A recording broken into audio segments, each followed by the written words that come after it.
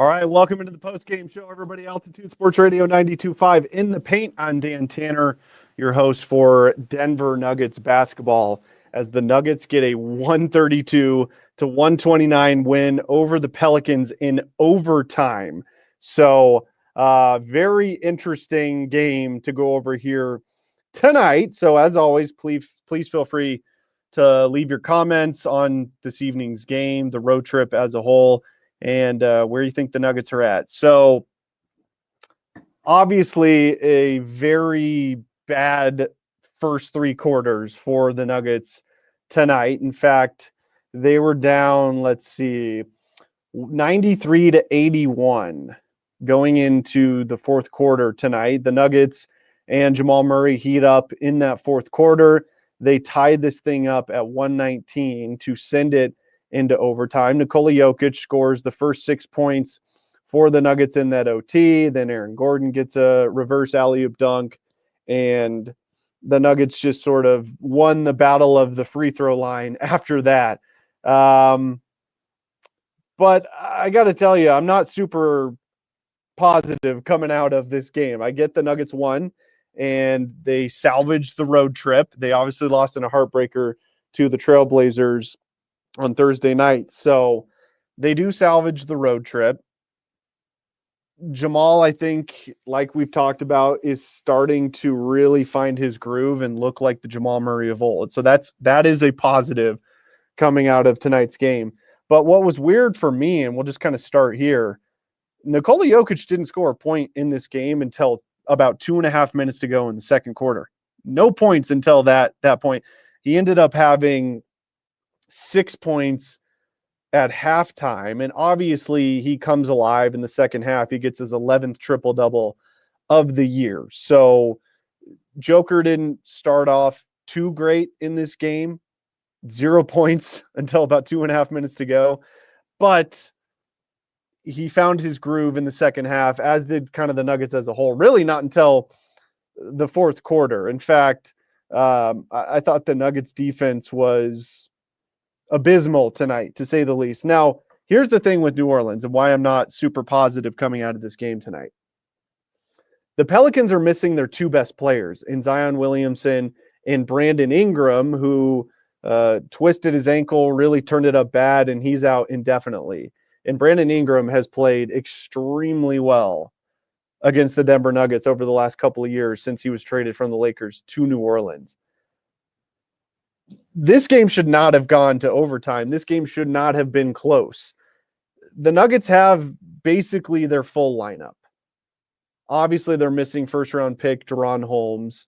Other than that, they've got their full lineup and are as healthy as they've been at any point throughout the season. So, yeah, it's concerning to see the Nuggets play so poorly against bad teams. We saw the Nuggets lose earlier this year in New Orleans. We saw the Nuggets lose in Washington against a really bad Washington Wizards team. They lose against a bad Portland team on Thursday, and they eke out a victory over the Pelicans tonight. I get it. They won the game, and that's great. But, man, this doesn't do much for a lot of fans who are concerned about this team, including myself.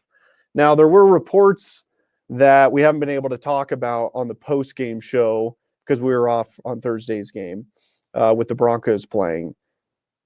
There's been reports circulating over the last 5 or so days that the Nuggets could be interested in trading for a number of different players. I saw Zach LaVine with the Chicago Bulls was, according to a report, somebody high on the Nuggets list of tradable partners and somebody that they would be looking to acquire. And obviously, somebody's name who has been in those trade discussions has been Michael Porter Jr. Now, the reason for that, one of many reasons, is because obviously the salaries would have to pretty closely match up in order for the Nuggets to pull off a trade like that. Now,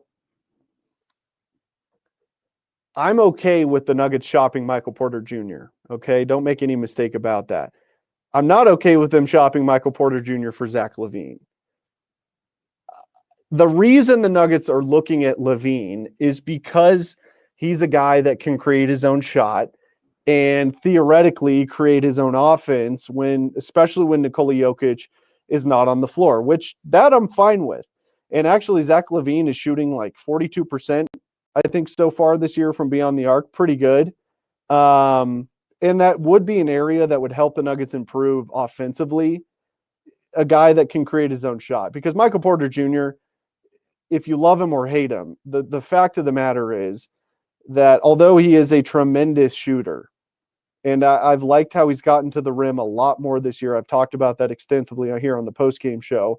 He's been doing that a lot better this year. He's a guy that cannot create his own shot off the dribble. He's not a good one-on-one break you down type of player, and that is what this team's missing. But the reason I don't like Zach LaVine on this team is because, number one, the contract is huge, but number two, the dude is injured a lot. So consistency would be one of my worries when it comes to a guy like Zach LaVine. Now, obviously, MPJ has dealt with the back stuff throughout his career, but knocking on wood, over the last 2.5 years, he's been healthy. And he hasn't had any issues as far as the back goes or any other injuries. I mean, he played in all but one regular season game last year, and the only game he missed was because he had the wrong shoes. I think they were in Los Angeles playing the Clippers. That's the only game he missed. So really, over the last 2.5 years, Michael Porter Jr., as far as availability goes, he's been very available for the Nuggets. So that is one of my concerns with Zach LaVine. I've seen some other reports, Cam Thomas out of Brooklyn. I think that one thing is clear right now with the Nuggets. This team is simply not good enough as constituted to win a championship. So I do expect changes to be made. Zach LaVine is not a guy that I would prefer the Nuggets go after. But we'll see what they do. And we'll see if Michael Porter Jr. is involved in that trade. Reports also saying that Zeke Naji could be available for a trade. Now, essentially what that would mean for the Nuggets, they're not going to get a haul in return for Zeke Naji. I don't think that's why they would make that move. They would make that move to try and unload his salary. Essentially, it would be a salary dump. They might end up having to pay part of that, but they're probably trying to shop Zeke Naji to get rid of the contract and open up the cap space just a little bit to potentially make a bigger move down the road. But I've said from day one that my sort of timeline with this team was about middle of January to really fully assess and see where this team is at. They obviously have new guys in Dario Saric, Russell Westbrook. So I kind of gave them my timeline was January 15th. I think I'm going to move that a little bit because they have I think it's pretty clear at this point that this team is just the way it's constructed right now is not good enough to win a championship. Now, I'm not saying they're not good enough to make the playoffs or compete in the playoffs with this roster. I do think anytime you have the Joker, you're going to be good enough to compete and be competitive in the playoffs. But even with Jamal Murray looking like he's rounding into form, it's just the depth on this team isn't where you want it to be. Although Russ and Julian Strawther were fantastic tonight, I think Julian has been progressing. He's been ascending over the last couple of weeks, which is great to see because I said at the beginning of the season that Julian Strawther is going to be the key player for this Nuggets team coming off the bench. Started off pretty slow. He's been kind of inconsistent throughout the year, but over the last couple of weeks, he's been pretty good, and I liked what I've seen from Julian. Russell Westbrook, you're not getting rid of that guy. He has been a rock for this team. In fact, it's probably a toss-up between he and Christian Brown of who's been the second best player for the Nuggets so far this year. I don't think there's any question about it. I mean, Aaron Gordon's having a really good year, but he also has been in and out of the lineup with hamstring injuries. Same with Jamal Murray. But again, it does look like Jamal is rounding into form. But I want to know your thoughts. Feel free to leave your comments on where are you at with with a potential trade for the Denver Nuggets. By the way, just a quick update here.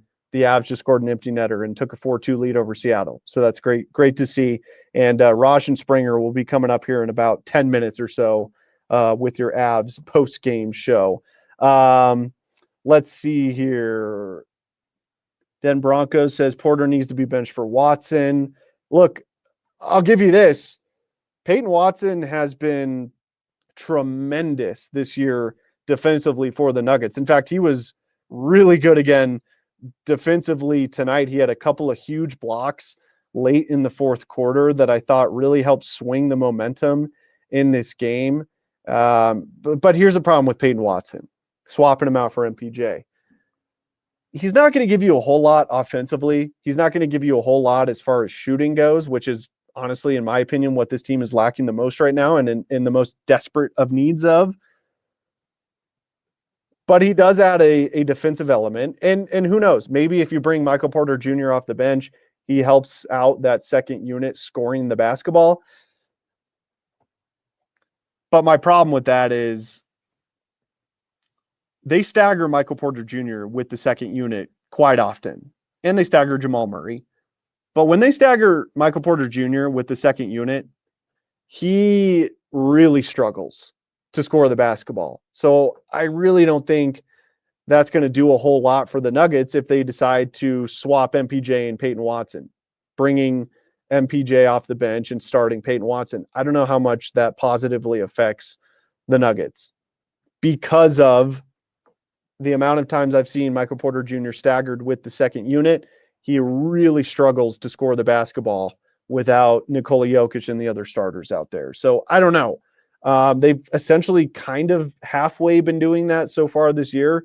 Not even just this year, over the last couple of years. And again, it seems really difficult for him to score without Nikola Jokic on the floor.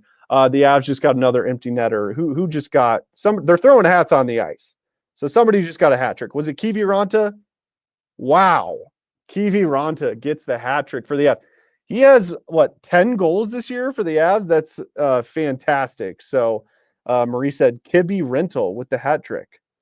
All right. It's a spell check issue there. But fantastic news for the Avs. So we're going to get a double dip-roo of wins for the Avs and Nuggets tonight. Absolutely fantastic stuff. Just a few more minutes here on the Nuggets post-game show because I have to get out of here so that Raj and Springer can break down this Avs and Kraken game. But yeah, I'd be interested to hear your thoughts on trade options. Again, I'm not a big fan of the Zach LaVine option. I'm just going to say that. I don't think he adds a whole lot to this team, but we'll see what the Nuggets decide to do. Let me just say this as a positive. As far as all these trade rumors are circulating, I think it was Tony Jones with Sports Illustrated was making these reports. It shows me that the Nuggets understand, and the front office understands that this team, as currently constituted, is not good enough to win a championship. So, I mean, I'll take that as a win. Like, they're seeing what we're seeing. So I think at the very minimum, it's a positive that these reports are surfacing because I think it at least shows the fans and shows us in the media that the Nuggets are in active negotiations, conversations to improve the roster around Nikola Jokic. And I think the Nuggets front office understands that they've got to do anything and everything they can to be legitimate championship contenders while they have Nikola Jokic. I think that is priority number one. So it is a positive that that these reports are coming out because I think it's more clear now than ever that the Nuggets need to make a change. And the first half, really the first three quarters of this game, I thought the Nuggets were lackluster. There was no energy, especially during this time of the year with the schedule they've had. They've had, 3 games over the last 10 days or something crazy like that. I expected the Nuggets to come out with their hair on fire tonight, and that is not what we saw. A lot of hanging of the heads, a lot of frustration. I thought the transition defense tonight was putrid. I thought the Nuggets showed almost no effort getting back on the defensive end through the first three quarters of this game, but they turned it around and were able to eke out a victory over the Pelicans. So at this point of the year, a win is a win. But again, it's not making me super confident with where this team is at right now to barely scratch out a win over the Pelicans, who have the second worst record in the NBA and are missing their best two players. So I do think it's time for the Nuggets to make a move. I think if I had to guess, they're probably going to be moving on from Michael Porter Jr. We will see what happens. I've talked about this many, many times. MPJ is a guy that is so frustrating for Nuggets fans because you can see all of the potential that he has. He's one of the best jump shooters in the NBA, has one of the prettiest jump shots in the NBA, and you can just see the talent there. When the Nuggets drafted this guy, go back and look at his high school highlights. I mean, they're absolutely ridiculous. But I've said it before and I'll say it again. I think at this point in this stage in Michael Porter Jr.'s career, he just is who he is. I don't know how much better Michael Porter Jr. is going to get. And that's really the question I think the Nuggets front office has got to be asking themselves right now is how much better is Michael Porter Jr. going to get and how quickly is he going to get there? I think if they trade him before the deadline over the next couple of months, that'll answer that question. So, but hey, great win for the Nuggets tonight. They get a 132-129 victory over the New Orleans Pelicans, and they'll be playing again here tomorrow night against the Phoenix Suns. In fact, they have tomorrow night against Phoenix, and then they'll have a day off, and then Christmas night they will be in Phoenix taking on the Suns for an 8:30 p.m. tip-off there in Phoenix on Christmas night. So if you're not too wasted celebrating with your family on Christmas Day, feel free to tune in to the Nuggets and Suns. Again, tip-off at 8:30 p.m. We'll have the pregame coverage. Berto and myself will be working that game here at the radio station on 92.5 with pregame starting at 8 o'clock. But good win for the Nuggets tonight. Avs, final. They just get the victory over the Kraken 5-2. I apologize, Marie. It was Yoel Kiviranta's 11th goal of the season. So double dipperoo wins for the Avs and Nuggets tonight. Make sure to stay tuned right here on our digital platforms, Altitude SR, YouTube, Twitch, Twitter, and Raj and Springer will be coming up here in about 15 or 20 minutes to break down the Avs victory over the Seattle Kraken. But that's going to do it for your Nuggets post-game show tonight. Again, Nuggets 132, Pelicans 129. They get the victory, and they'll be playing tomorrow night. We will talk to you then. Have a